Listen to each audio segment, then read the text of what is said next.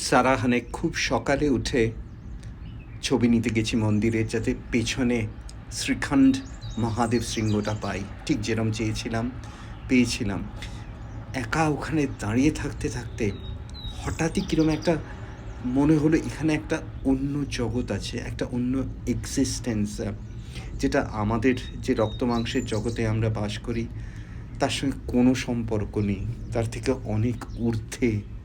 এই ধরনের জগতের কথা রয়েছে রামায়ণে, মহাভারতে, তপভূমি নর্মদায় বিভূতিভূষণের দেবযানে।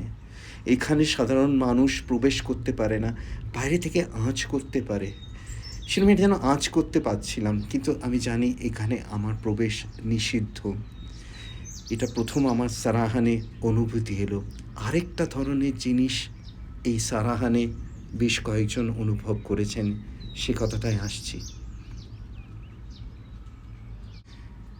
এখানে গভীর রাত্রে অনেকে নিদ্রার মধ্যে উঠে পড়েন এবং অনুভব করেন কিছু ভয়ঙ্কর শক্তি রয়েছে আশেপাশে।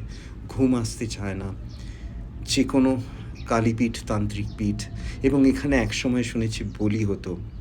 এই অনুভূতিটা দু একজনের মুখে শুনেছি, যারা এখানে এসে বারবার থেকেছেন।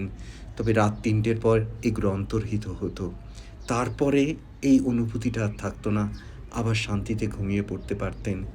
সারাহান আমার মনে হয় খুব সাধারণ জগৎ না, এখানে অনেকগুলো ধরনের এক্সিস্টেন্স বা উপস্থিতি।